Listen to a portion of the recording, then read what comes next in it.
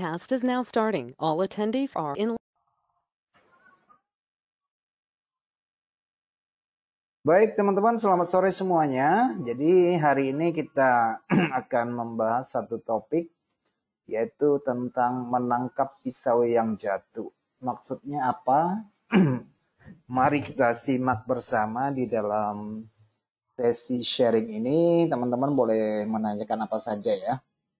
Tapi intinya adalah kita membahas bagaimana sih yang dimaksud dengan menangkap pisau jatuh. Baik teman-teman, sebelumnya saya sampaikan terlebih dahulu disclaimer. Ini adalah bentuk komunikasi dari HFM kepada teman-teman sebagai wujud perhatian dan layanan untuk memberikan informasi, wawasan, dan pengetahuan seputar perdagangan virtual. Baik teman-teman, mengingat bahwa perdagangan finansial yang memiliki daya ungkit atau leverage itu mengandung resiko yang tinggi, ini tentu saja tidak cocok buat semua orang. Oleh karena itu, sebelum melakukan perdagangan, bahkan yang baru sekali pertama terjun, untuk selalu mempertimbangkan tingkat resiko dan pengembalian, supaya perdagangan bisa tetap berlanjut dan kita bisa survive. Oke, teman-teman, sepanjang webinar ini apabila terdapat gangguan line saya tolong diinformasikan kalau ada kekurangannya. Dan apabila terjadi pada teman-teman kalian semua, tolong diperiksa kembali line-nya serta perangkat teman-teman sekalian ya.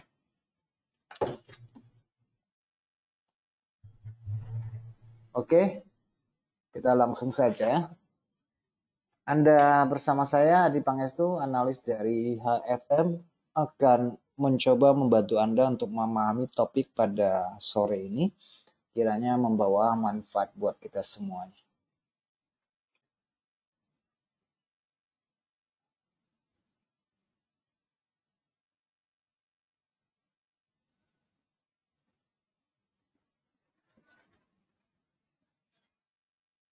Baik, teman-teman sekalian, saya pikir kita sebagai pedagang, sebagai trader yang berspekulasi di forex maupun sebagai investor di saham dan aset lainnya, kita akan selalu beranggapan dan kita selalu akan membuka posisi dengan pedoman yang sangat umum bahwa kita selalu akan berpikir ini saatnya untuk membeli karena perhitungan kita harga saat ini cukup murah, atau ini saatnya untuk menjual karena perkiraan kita harga saat ini sangat-sangat tinggi dan relatif tidak ada lagi yang mau membeli di harga sekian. Ini yang biasa kita dengar ya teman-teman. Ini yang biasa kita perhatikan dan terjadi ketika seseorang kita tanya, kenapa kamu beli di situ? Ya karena saya menganggap harga sudah cukup murah. Kenapa kamu menjual di situ? Ya karena saya menganggap bahwa harganya sudah cukup tinggi. Nah, apakah itu berhasil teman-teman sekalian? Apa sih yang sebenarnya ukuran harga paling murah dan harga paling tinggi sebenarnya di dalam pasar perdagangan finansial? Kita semua orang pengennya belinya di harga murah. Kita pengennya juga menjual maksimal di harga yang tinggi. Terus takarannya apa? Dan murah itu dalam konteks bagaimana sih sebenarnya? Maksudnya murah itu berapa? Mahal itu berapa? Nah ini kita perlu klarifikasi dulu nih. Karena setiap orang memiliki perspektif yang berbeda tentang mahal dan murah. Oke, mungkin kita membeli sebuah rumah dengan tipe sekian-sekian dengan harga katakanlah 600 juta ya. Nah, bagi sebagian orang itu mungkin cukup mahal, tetapi bagi sebagian orang itu adalah harga yang murah. Oke, ini dari sudut pandang perspektif dan dari sudut pandang pendapatan tentu saja ya. dari penghasilan masing-masing dan income mereka masing-masing akan menghasilkan ekspektasi terhadap suatu nilai barang. Gitu ya. Sama seperti kita membeli sebuah PC misalnya dengan harga 20 juta katakanlah ya. Jadi ada sebagian orang yang memiliki pendapatan yang lebih minim akan menganggap harga itu relatif sangat mahal. Gitu ya. Tetapi bagi sebagian orang yang memiliki income yang besar, ya itu murah banget kan gitu ya. Itu bisa dibeli karena memiliki tingkat kemampuan. Nah, teman-teman, murah itu maksudnya berapa ya? Ini adalah masalah utama sebenarnya di dalam perdagangan forex. Sulit untuk menentukan seberapa murahnya. Oke, apakah cukup murah? Misalnya sekarang emas nih, di harga sekian-sekian. Apakah ini sudah cukup murah untuk kita beli? Apakah ini sudah cukup tinggi untuk kita jual? Nah, ini akan melahirkan berbagai macam sudut pandang dan perspektif masing-masing dari pedagang. Oke. Apakah ini sekarang untuk emas contoh ya? Contoh untuk harga emas saat ini, sorry. Contoh harga emas saat ini di mana sih? PowerPoint.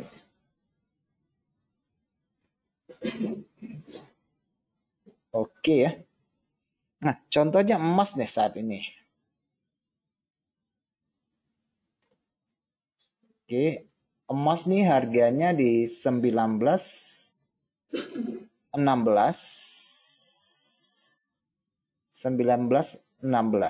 Nah, menurut teman-teman ini cukup mahal atau cukup murah untuk kita beli dan kita jual? Nah, tentu teman-teman akan mencoba membandingkan harga ke masa lalu, gitu ya. Akan mencoba mencari support dan resisten. Atau mencari di mana letak supply demand-nya di mana. Teman-teman akan mencoba untuk mengukur di mana proyeksi harga ke depannya di mana.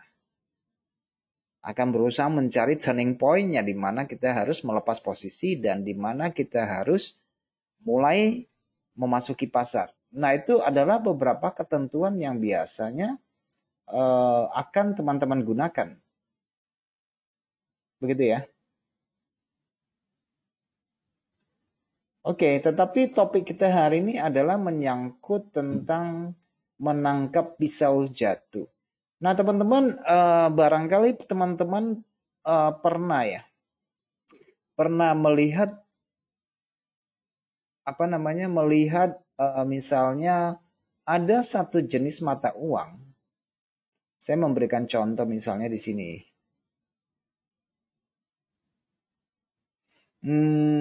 Katakanlah ini ya. Nah, teman-teman pada masa lalu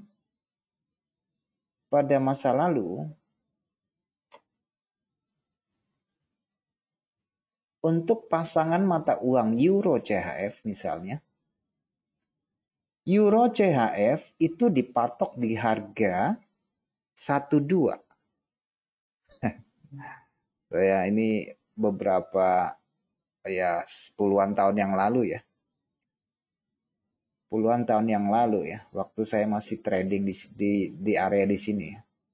Jadi bank nasional atau bank sentralnya Swiss mematok harga fixed rate untuk Euro CHF di harga 1,2. Yang penting harga sampai 12 harga naik, 12 harga naik, 12 harga naik. Nah, tentu saja ini ada pertanyaan apa nih? Oke. Tentu saja ini sebelum ada histori yang tercatat di sini, semuanya akan mengacu pada level harga ini 12 kita beli ya. 12 kita beli. Kenapa? Karena 12 dianggap murah pada waktu itu. Dan itu bertahan berapa lama? Dari tahun 2011 sampai 2000 14. Jadi kisarannya ada sekitar 2, 3, 4, 5 tahun ya. Sekitar yang 4 atau 5 tahun lah ya. Harga bertahan di 1,2. Nah waktu itu karena mata uang franc Swiss terlalu kuat. Oke, terlalu menguat. Jadi sangat membebani ekonomi di sana. Nah, oleh karena itu bank sentral dari Swiss atau SNB itu mematuk kursnya untuk euro di 1,2. Yang penting setiap orang kalau ditanya waktu itu ya 1,2 murah dong. Itu kan sudah dipatok, nggak mungkin turun di bawahnya. Kan begitu ya. Nah, itu perspektif yang terjadi sepanjang 4 tahun itu. Namun apa yang terjadi pada bulan Januari ternyata Bank Swiss melepas patokan tersebut sehingga membuat mata uang Swiss bergerak sangat kuat dan signifikan. Nah, sekarang berbalik. Perspektif itu berbalik. Nah, sekarang berbaliknya gimana? Setiap sampai 1,2, maka sebagian besar pedagang atau trader menganggap bahwa itu adalah harga yang cukup tinggi untuk menjual. Nah, teman-teman, bagaimana kita melihat fenomena seperti ini? Jadi ya, mahal dan murah itu hanya ditentukan oleh suatu peraturan dan ketentuan kalau kita melihat dari sudut pandang pedagang untuk saat itu. Nah, sekarang sampai dengan hari ini, Swiss franc ini sudah melampaui titik terendahnya di masa lalu, satu dekade yang lalu ya. Dan turunnya sudah sangat signifikan dari 1,2 menjadi 0,95 ya. Menjadi 0,95. Jadi ini sangat signifikan sekali penguatannya. Sekitar 21% atau sekitar 2.600 pips. Oke. Nah, teman-teman, ini adalah salah satu fenomena yang kita lihat ya. Bahkan kita juga merujuk kepada misalnya pound sterling, teman-teman. Kita melihat ada 2 peristiwa besar pada pound sterling, yaitu pada bulan Juni kalau saya tidak salah ingat. Bulan Juni tahun 2018 ya, 2018 ya.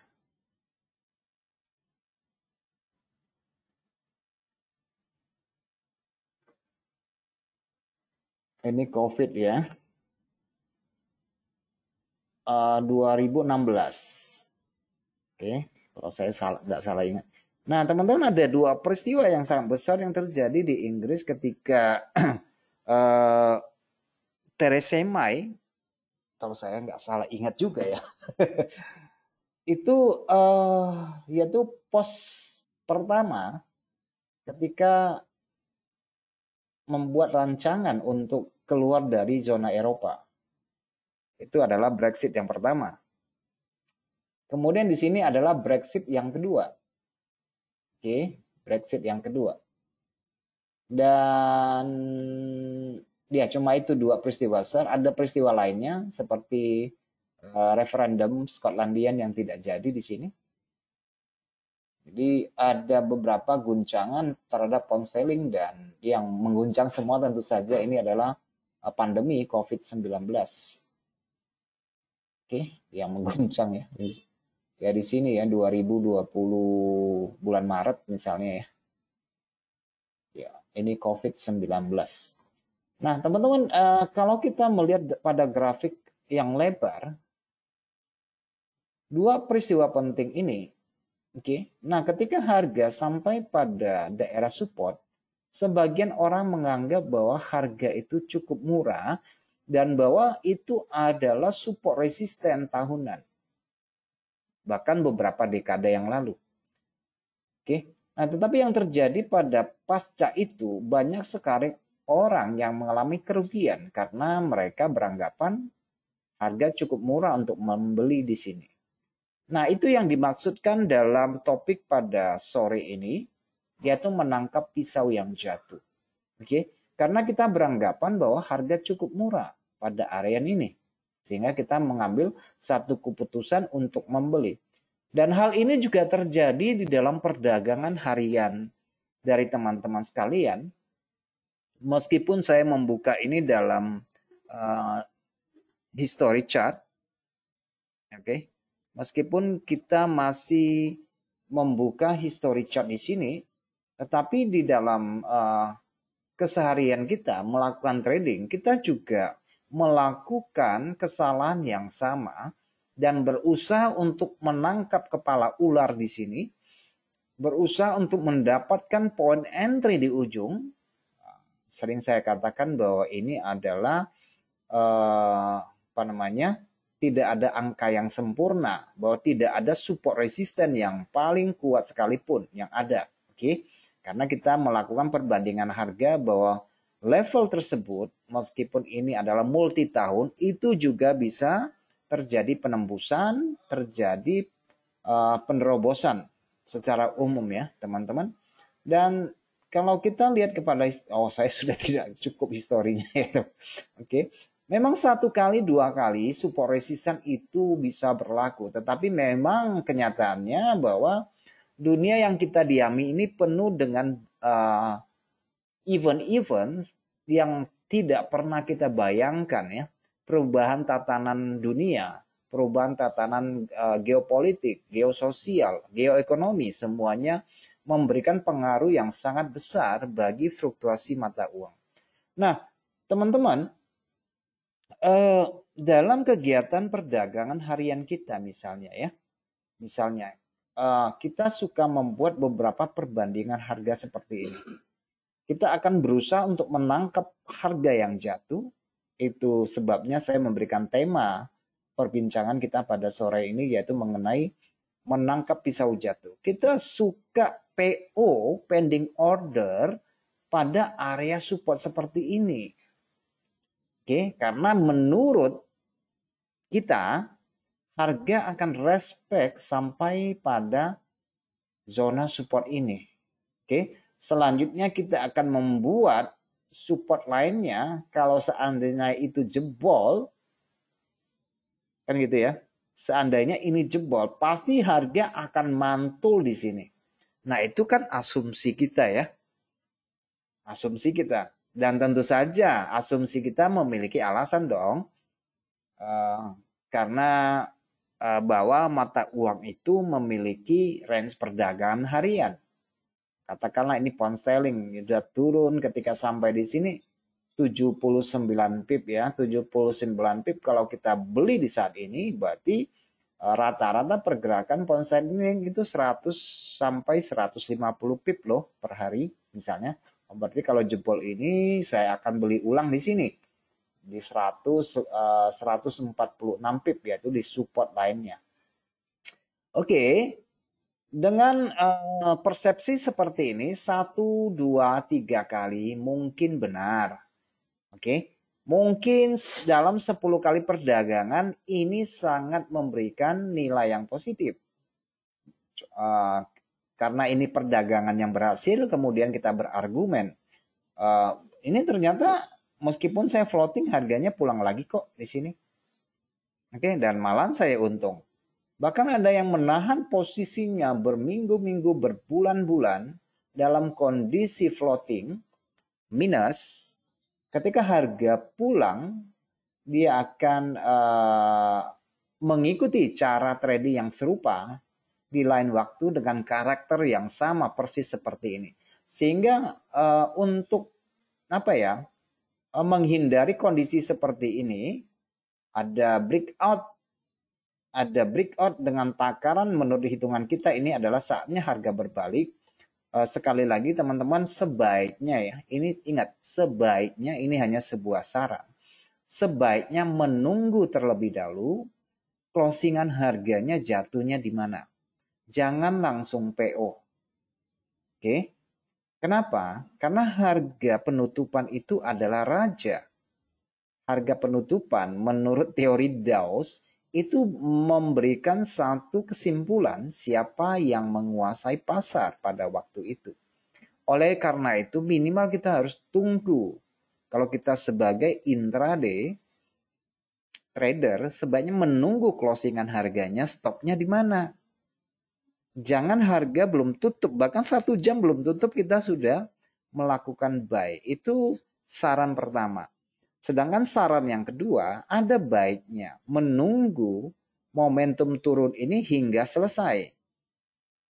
Yaitu dengan munculnya candle-candle kecil misalnya. Dan kita harus melihat candle-candle kecil ini posisinya bagaimana, di harga berapa, di daerah apa, apakah berhubungan dengan support resisten masa lalu, sehingga kita bisa mengambil satu kesimpulan untuk melakukan pembelian pada waktu itu. Contohnya ya, contohnya seperti itu. Jadi harus didasarkan pada pemikiran seperti itu. Oke, karena teman-teman bahwa yang namanya harga murah ketika harga turun itu hanya anggapan kita, pemikiran kita. Dan kadang-kadang pemikiran kita sendiri itu bisa memberikan tipuan ya. Pemikiran kita sendiri bisa memberikan tipuan. Akhirnya kita tertipu jadinya. Oke, kita buy di sini harga closing, kita tidak melihat harga lebih rinci sebelah kiri misalnya, ada zona keseimbangan seperti ini. Akhirnya kita pasang PO di sini, harga jebol, kena SL, kemudian harga berbalik arah. Nah, itu yang saya maksud dengan menangkap pisau jatuh. Oke, karena tidak ada ukuran suatu harga itu murah atau mahal. Teman-teman, barangkali kita sering mentertawakan sebuah nilai dari lukisan. Oke, kenapa sih lukisan itu, satu buah lukisan karya ternama itu bisa bernilai puluhan miliar? Ya kan gitu ya. Ya, bagi kita tidak mengerti seni dan bagi kita tidak mengerti memahami bahwa ukuran seni itu juga sebagai investasi untuk barang-barang seperti itu, barang kesenian yang memiliki nilai historis. Oke, mungkin sebagian orang menganggap itu adalah suatu lelucon atau suatu kebodohan. Tetapi tidak bagi orang yang mengerti peluang yang tersimpan pada barang tersebut. Oke, nah dalam konteks turun kita memberikan ibaratnya menangkap pisau jatuh. Oke, jadi ketika harga turun jangan kita batasi. Oke, biarkan dia berjalan sampai momentumnya selesai. Kalau bisa kita ikut menunggangi, kan begitu ya, ikut menunggangi. Tetapi ketika harga naik tentu saja itu adalah tugas kita untuk memproyeksikan kisarannya. Jadi harga-harga yang kita batasi, harga-harga yang kita mapping itu bukan untuk kita lakukan entry. Oke. Mappingan seperti ini bukan untuk kita melakukan entry posisi. Mappingan seperti ini adalah mencari peluang entry, tetapi bukan untuk PO. Oke, kita harus melihat kondisi harganya seperti ini. Misalnya, ada sebagian orang mengatakan ini kenapa dia nggak respect resisten. Sesudah saya melakukan posisi jual, harga naik menjemput SL.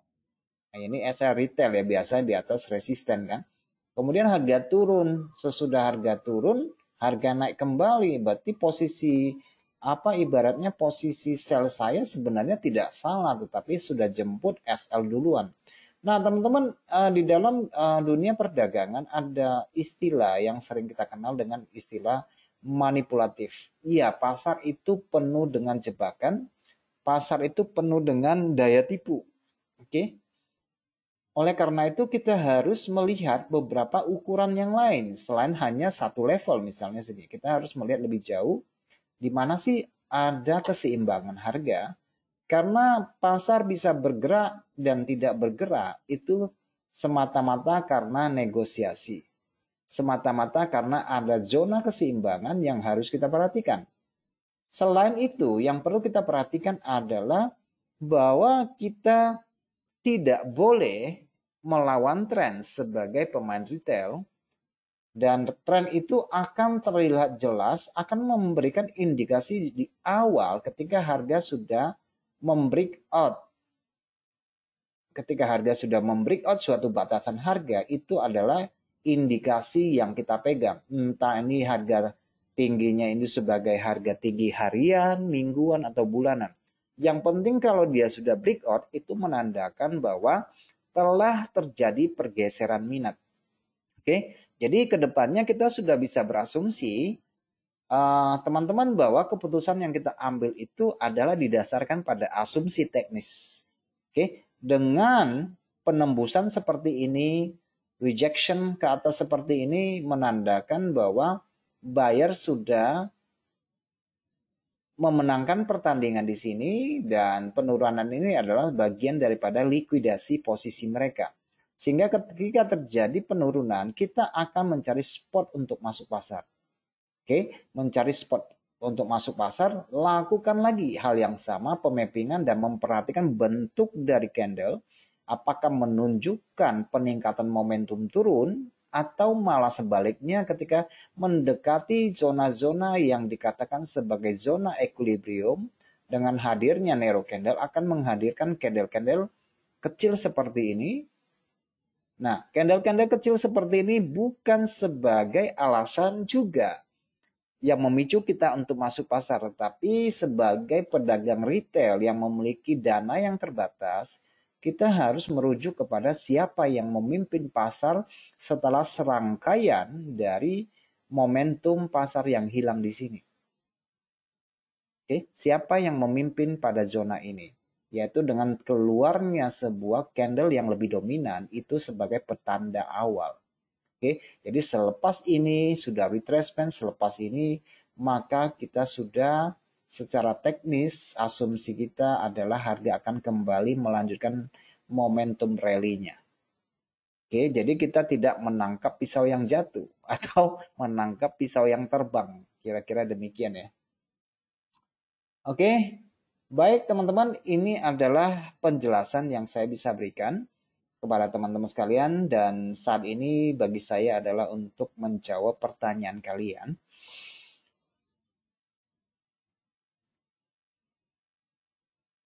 Oke, mau tanya bagaimana menangkap momentum trading di pair currency karena sepertinya kalau dibandingkan pair GOR, apakah pengaruh teknikal atau sebaliknya fundamental menjadikan kita melakukan open posisi untuk masuk market? Untuk ya. Oke, Jamie. Oke ya. Tidak ada yang berbeda pada komoditas dan mata uang. Teman-teman sekalian. Oke. Nah, biasanya kalau saya sih lebih cenderung untuk menggunakan periode harian untuk menentukan titik entry dan titik jenuh dari suatu momentum.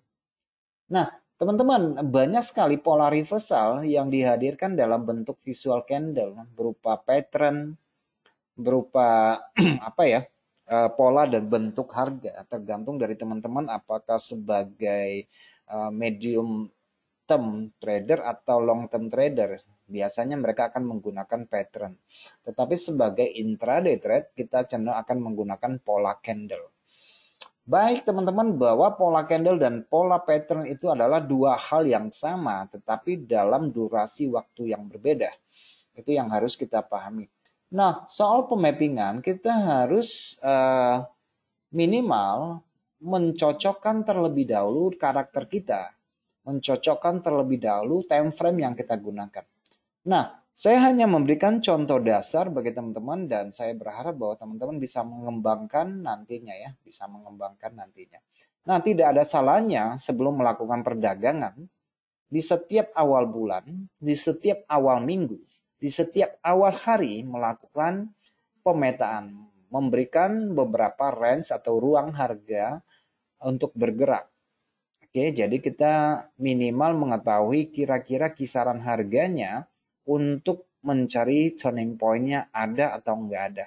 Oke. Nah, saya memberikan contoh di sini misalnya ya.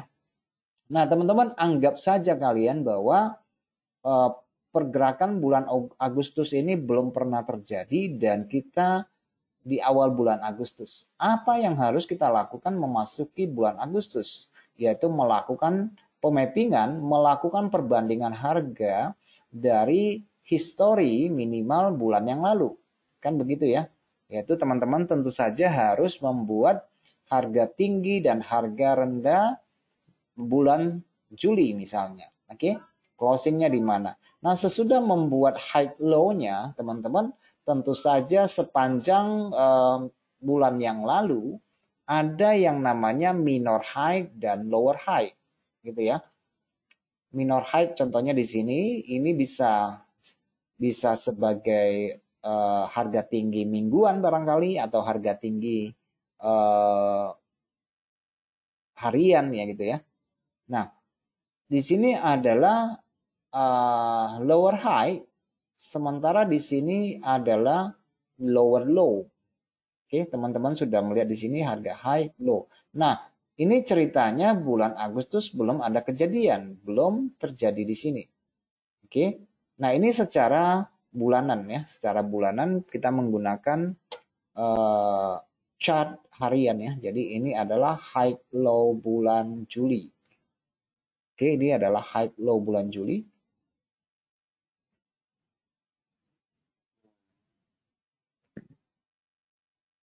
Oke, ini adalah high low bulan Juli dan kita sudah menandai harga tinggi. Mungkin ini adalah harga tinggi mingguan, harga tinggi bulanan, harga rendah mingguan, harga rendah bulanan di sini. Oke, nah ini secara bulanan ya. Nah, oleh karena itu teman-teman, kita sudah sebagai pedagang harian atau sebagai pedagang, kalau kita gunakan cara pemappingan ini, kita sudah memasuki status pedagang swing tentunya. Nah, kalau kita memanfaatkan hal ini untuk melakukan pemetaan, tetapi kita berstatus sebagai pedagang intraday, tentu saja ini lompatannya agak jauh ya teman-teman, lompatannya agak jauh. Oleh karena itu, tetapi tidak ada salahnya bahwa kita melakukan hal ini untuk mengetahui ruang pergerakan harga pada bulan Agustus ini. Oke, nah baik teman-teman, karena ini pemappingan harian ya, menggunakan candle harian. Sementara kalau misalnya teman-teman sebagai trader intraday atau sebagai swinger, ada baiknya juga melakukan pemappingan pada candle 4 jam atau 8 jam misalnya ya, 4 jam terutama. Nah, ini adalah bulan Agustus di tanggal 1 ya di sini ya, tanggal 1. Nah, karena kita memulai minggu baru, bulan baru, dan kita sebagai intraday trade, kita juga harus membuat harga tinggi harian. Di mana harga tinggi hariannya? Ini adalah harga tinggi harian. Jadi ini hanya memberikan ruang pergerakan harian yang saya kasih warna biru. Ini harga tinggi harian, ini harga rendah mingguan. Oke, harga tinggi, harga rendah. Ini harga rendah mingguan sekaligus hari rendah, harga rendah pada hari Jumat. Oke. Nah, hal yang benar ya hari Jumat ya. Oke. Hal yang perlu kita perhatikan, kita sudah memiliki resisten minor di sini. Nah, hal yang perlu kita perhatikan di sini adalah pergerakan harga pada hari Senin dan Selasa di sini ya, karena ini tanggal 31 itu hari Senin, tanggal 1 Agustus itu hari Selasa. Dan ini sudah melakukan perdagangan di bulan Agustus hari Selasa ya, hari Selasa. Oke. Nah, dari high low ini teman-teman akan mencari beberapa candle kecil seperti ini. Oke, candle kecil seperti ini sebagai batasan keseimbangan pada periode waktu kecil. Oke. Ini ya, candle kecilnya ya. Sebagai rujukan bahwa di situ terjadi keseimbangan. Jadi candle kecil jangan misunderstanding ya teman-teman. Candle kecil itu menandakan keseimbangan. Oke, candle kecil itu menandakan keseimbangan. Sebagian orang mengatakan ini adalah block order. Oke, seperti ini candle kecilnya ya. Oke, sebagai candle kecilnya. Ini saya memberikan contoh dari pertanyaanmu ya. Nah, apa yang kita perhatikan di sini pada hari Senin dan ini hari Selasa. Nah, informasi yang kita dapat di sini kita juga memiliki harga rendah harian, yaitu hari Senin.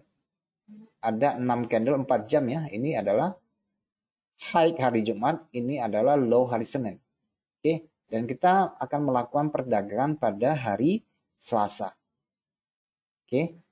Jadi dari konteks seperti ini, sebelum ada harga-harga di sini, teman-teman sudah melihat kalau naiknya kemana, kemungkinan bermain dalam ruangan ini. Tetapi kalau dia turun, berarti akan bermain dalam ruangan yang di bawah, yaitu harga rendah bulan lalu di hari Jumat. Oke, dan harga rendah hari Senin. Selanjutnya adalah melakukan eksekusi, mencari kemungkinan untuk entry. Kita bisa langsung ke time frame 1 jam atau time frame 30 menit, terserah. Oke, mau 1 jam, mau 30 menit silakan. Nah, yang informasi yang kita tangkap pada Selasa pagi misalnya ya. Selasa pagi harga 1 jam sudah turun melampaui harga rendah hari Senin. Oke. Nah, teman-teman melihat pergerakan harga pada sesi Asia misalnya. Nah, teman-teman mendapati lagi di sini ada 4 candle kecil. Ingat, candle kecil itu adalah tanda keseimbangan harga yang selalu muncul pada akhir perdagangan, penutupan pasar, dan awal pembukaan pasar, dan di dalam penutupan pasar Asia, penutupan pasar Amerika biasanya ya, awal dan akhir dari pasar. Nah, teman-teman perhatikan ini harga sudah turun di bawah harga rendah hari Senin. Dan teman-teman bisa mencari pola penunjuk harga seperti ini. Candle merah ini menandakan dominasi dari seller masih berlanjut pada hari Senin. Dia lanjutkan di sini. Oke. Nah, kalau teman-teman ragu untuk masuk posisi sell sementara dia sudah breakout pada sisi bawah, ingat bahwa breakout itu menandakan pergeseran minat. Breakout itu menandakan pergeseran minat yang tadinya beli sekarang sudah menjadi jual. Jadi sepanjang harga mencoba naik tetapi masih terbatas di bawah level keseimbangan candle kecil, kita harus menunggu penunjuknya di mana. Oh, turun 1 di sini candle merahnya. Berarti kita siap-siap melakukan entry posisi pada level harga di sini. Yaitu harga yang membayar keseimbangan kembali pada 2 candle ini lagi. Ini juga keseimbangan yang sama seperti yang ada di 4 candle ini. 2 candle ini sama fungsinya sebagai tingkat keseimbangan harga ya. Jadi kita siap-siap ketika harga retrace melakukan entry posisi pada level sini. Waktu itu kita tidak tahu posisi kita benar atau salah. Oke? Karena yang menentukan posisi benar dan salah itu adalah SL kalian. Ya kan? Yang menentukan posisi benar dan salah itu adalah SL kalian. Oleh karena itu selalu saya berpesan untuk menempatkan risiko. Oke, selama SL-mu tidak tersentuh berarti posisimu tidak salah. Oke, karena kita membeli kemungkinan ya. Sell di sini. Oke, kita tunggu beberapa saat dan teman-teman bisa membuat targetnya di harga rendah harian di sini.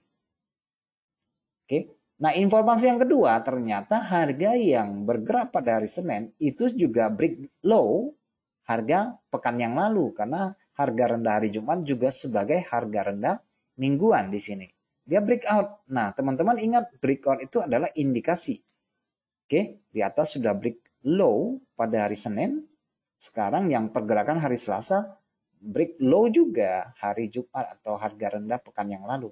Oke, ini informasi yang bisa kita dapat bahwa di sini sudah membentuk bias kecenderungan untuk menurun. Jadi tugas kita adalah mencari turning point untuk entry posisi sell. Meskipun di sini menawarkan pola buy, tapi kita abaikan ya. Saya bukan tipikal orang yang suka menjual dan membeli, menjual dan membeli ya. Kalau saya mendapatkan informasi seperti ini, maka saya akan konsen untuk mencari potensi jual, bukan mencari counter buy seperti ini ya, counter buy. Boleh dilakukan nggak counter buy? Iya, tergantung dari kepentingan kamu di pasar. Kalau kamu mau scalping ya tentu saja boleh buy kan gitu ya. Kalau ada pola seperti ini kan pola bullish ya, sangat jelas pola bullishnya. Mungkin kita dapat iya, tapi ya namanya counter itu relatif sangat beresiko dengan struktur yang sudah terbentuk dan bias yang sudah ada kita melihat dengan jelas di sini. Nah, selanjutnya tugas kita adalah mencari potensi jual. Mencari potensi jual pada area mana? Nah, kalau teman-teman perhatikan pada sesi Asia di hari Rabu ya, harga ini adalah membayar sebagian sekitar 50 atau 60%. kita akan mencari tunggu potensi jualnya ya. Potensi jual. Tapi ingat teman-teman bahwa ada hubungan korelasi antar pasar bahwa pound sterling secara khusus tidak cocok ditradingkan di sesi Asia. Oke, pound sterling itu cocoknya ditradingkan pada sesi Eropa dan sesi Amerika tentunya. Bukan? Begitu ya. Oke, ini sudah masuk ke sesi Eropa, harga coba naik. Ingat kembali ya, ini sudah breakout, jadi kita cenderung akan mencari pola jual. Kita akan menunggu penggerak pasarnya di sini. Nah, di sini fix. Oke, membuat struktur harga yang lebih rendah. Di sini adalah penembusan keseimbangan pada intraday. 1, 2, 3, 4, dia lolos di sini. Kita melakukan penjualan pada level harga di sini. Oke. Nah, itu pemappingan yang bisa teman-teman lakukan pada mata uang. Oke, pada mata uang ya. Nah, teman-teman juga menangkap signal di sini untuk saat ini misalnya itu sudah breakout. Sempurna ya breakout menutupi shadow harian di sini. Oke, ini menutupi ini candle shadow, candle apa? Dragonfly di sini, dragonfly harian ya. Ini adalah dragonfly harian, maybe ya. Saya hanya nebak-nebak aja nih. Doji harian nih. Oke. Harga udah closing di sini. Nah, teman-teman tinggal mencari pola jualnya di mana. Cobalah menunggu posisi harga di sini. Sedikit lebih masuk kalau seandainya dia melepaskan posisi level di sini. Oke. Coba tunggu harga apakah momentumnya hilang di sini atau di sini. Dua level ini. Ingat kita selalu akan mencari probabilitas ketika harga sampai pada level keseimbangan harga dalam pola candle-candle seperti ini, pola lanjutan, falling one, falling two, falling one method, falling two method, falling two method. Apakah harga mampu melewati ini? Kalau harga tidak mampu melewati ini, kita harus melihat kacamata yang lebih besar. Melihat kacamata yang lebih besar, probabilitas misalnya pound sterling bisa nggak sampai di sini karena dia sudah breakout secara level harga, struktur harga dia sudah lewat di sini. Ini low-nya, ini low mingguan yang sudah di breakout. Tentunya kedepannya kita akan mencari potensi jual untuk pound sterling. Dan sepertinya candle ini cukup menawarkan janji untuk di entry posisi pada zona di sini. Pada candle ini ya. Coba nanti dicari pola jualnya pada level ini.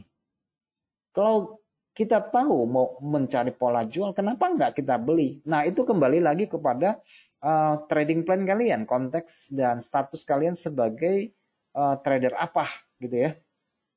Nah, ada rasa beritanya, kalau tahu mau melakukan PO di sana, kenapa nggak beli sekarang? Ya, itu lagi masalah prinsip dan trading plan serta setup yang teman-teman miliki. Jadi ya pertanyaan apa ya namanya ya, yang bisa dijawab dan juga tidak bisa dijawab, tidak perlu dijawab. Oke, kira-kira demikian pertanyaanmu yang bisa saya jawab. Banyak sekali pertanyaan kalian nih ya. Kira-kira paham ya siapa nih si Sandi ya. Oke, kemudian pertanyaan lanjutan ini apa nih?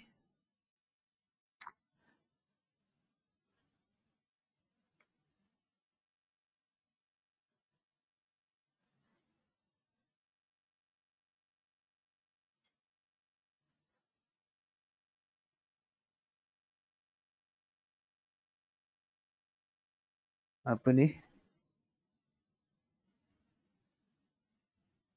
Bukannya suatu negara itu ada transaksi ekspor impor di mana pemerintahnya punya kepentingan menjaga kestabilan kursnya kecuali kalau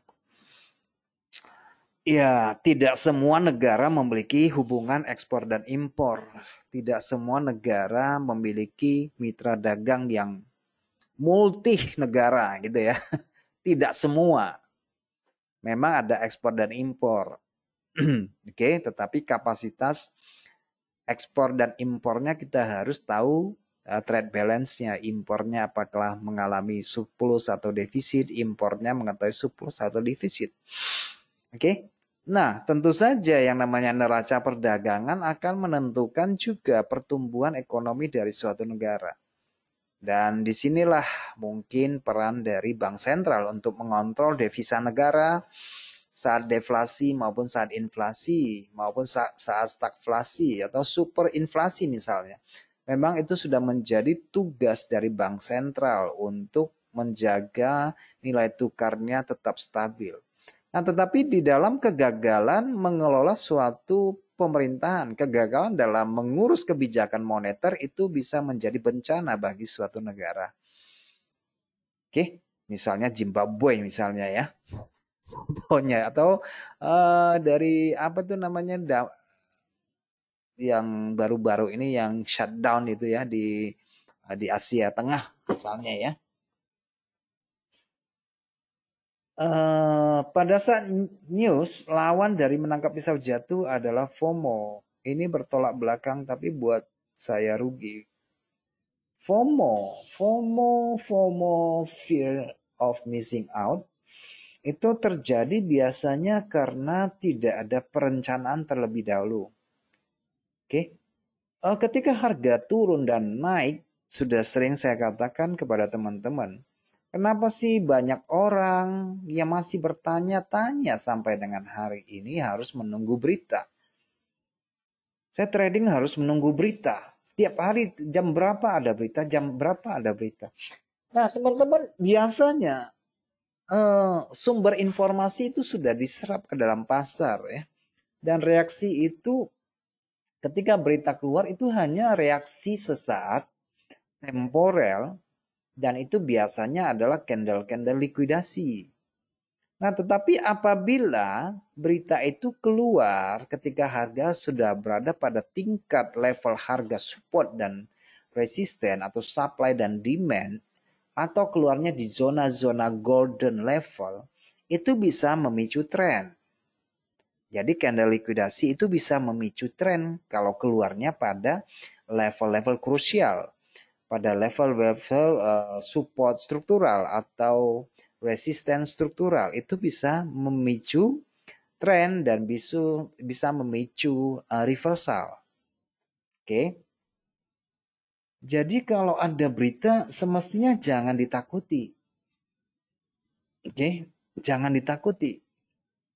Dan harus memang sudah ada perencanaan sebelum melakukan perdagangan berita. Itu hanya event sesaat. Oke, dan tidak dari semua berita yang ada, teman-teman bisa melihat deh. Dari suku bunga bisa merubah tren, bisa dong. Tetapi kan itu sifatnya temporer. Dan fundamental itu bisa memimpin suatu tren karena dibaca secara simultan ya.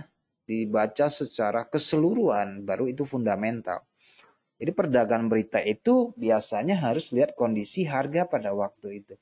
Nah teman-teman, untuk topik ini saya sudah menyiapkan untuk bulan September dan Oktober mengenai trading berita, CPI dan yang lainnya ya juga.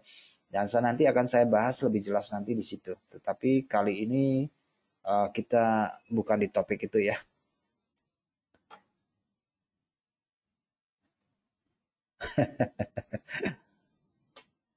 Oke. Nah, itu yang terjadi ya, teman-teman. Itu yang terjadi. Oke. Ini terlepas dari semua metode yang teman-teman gunakan. Oke, terlepas dari semua metode yang teman-teman lakukan. Saya sih menyarankan begitu aja sih. Selalu perhatikan breakout, penembusan. Oke, selalu perhatikan indikasi awal kita akan dapatkan pergeseran minat itu. Nah, teman-teman mungkin mungkin pernah menonton, membaca, meng-scroll di TikTok tentang beberapa metode smart money concept dengan istilah-istilah yang baru mereka buat sendiri seperti change of character, breakout structure, dan semuanya itu teman-teman adalah menggambarkan pergeseran minat. Oke, tetapi ya secara old schoolnya ya kita bilang itu breakout support pertama, breakout support kedua, breakout support ketiga. Atau sebaliknya breakout resisten pertama, resisten kedua. Itu semuanya menggambarkan perubahan minat pasar. Dan itu yang harus kita tangkap. Oke, saya memberikan contoh misalnya eh, pada aset emas misalnya ya. Nah, teman-teman kemarin misalnya ketika harga turun, ini adalah harga rendah. Kemudian dia tidak membuat harga rendah yang lebih rendah. Dan di tanggal 21 Agustus dia membuat harga rendah yang lebih tinggi. Harga rendah yang lebih tinggi menggambarkan suatu minat mungkin sudah mulai mengalami perubahan. Karena harga tidak membreakout low lagi. Itu yang pertama. Oke, ketika harga turun, harga tidak membreakout low lagi. Mungkin kita sudah harus tanda tanya di sini. Kenapa dia tidak breakout? Yaitu tandanya bahwa orang tidak di waktu dan konteks itu harga tidak berminat untuk menjual lebih rendah. Oke, dan kita perhatikan yang ada di sini. Apakah ada terjadi breakout pada sisi atas sebelumnya? Ada breakout harian nggak? Loh, ini kan ada breakout harian di sini ya. Tetapi ini false breakout, Pak. Ya apapun lah namanya, mau dibilang false atau tidak, ini tetap breakout pada dasarnya. Artinya ada pelaku pasar yang mencoba membawa harga di atas level ini. Katakanlah ini 1000, dia coba membawa harga ke 1100 misalnya. Ada upaya itu, makanya dia closing harganya di atas. Nah ini yang saya maksudkan. Tangkap momen ini adalah indikasi awal. Oke. Nah, selain dia membreakout, meskipun pada akhirnya ini katakan sebagai false breakout atau apapun itu ada upaya. Ada orang berusaha untuk melompat pagar ke level atas. Oke, itu yang kita tangkap. Tetapi di dalam high low yang kita buat ini, tentu saja ada pergeseran-pergeseran yang terjadi, yaitu breakout intraday. Breakout high 1 jam, breakout high 4 jam itu berlaku, akan muncul dalam bentuk pola reversal seperti ini. Oke, breakout zona keseimbangan harga, dia turun kembali berapa persen, kita mendapatkan zona support lagi di sini dari candle-candle kecil ini, ada pola berani ambil risiko nggak untuk membeli ketika harga terkoreksi seperti ini misalnya, ada pola nggak? Ada pola pemicu nggak di sini? Oh ada rejection di sini. Harga kok sudah berapa sesi nggak mau turun. Jadi kita bisa melakukan pembelian pada zona ini dengan tingkat risiko support ini lebih rendah sedikit sebagai SL dari retail. Oke. Nah, ketika turun kembali, kita juga harus mengambil satu sikap. Oh, ini sudah breakout. Kita harus menunggu pola. Oh, sudah jadi polanya di sini. Berarti ada buyer yang masuk 2 sesi di sini. Oke. Nah, ini informasi sangat penting sekali. Karena kenapa? Karena di lain waktu kita akan berusaha untuk mencari pola buy. Oke. Dan kita akan menetapkan beberapa level harga di sini sebagai kemungkinan turning point-nya, yaitu berdasarkan keseimbangan harga pada level pertama. Kemudian di sini kita perlebar aja di sini. Dari yang di sini 1, 2, 3, 4, 5 ini candle kecilnya sebagai level kedua. Dan yang terakhir sebagai level terakhir di sini. 3 level di sini. Jadi teman-teman bisa menentukan apakah mau entry di sini, atau terakhirnya di sini. Baru taruhlah SL kurang lebih sekitar 10 pip di bawah support. Buy limit boleh PO nggak? Boleh. Tetapi teman-teman ingat kembali supaya tidak menjadi melanggar dari topik kita, meskipun kita sudah tahu level di sini, menangkap pisau jatuh tidak selamanya salah.